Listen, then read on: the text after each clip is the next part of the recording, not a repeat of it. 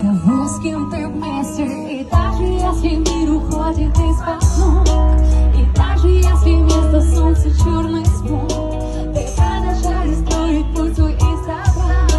И завтра будет лучше, чем вчера.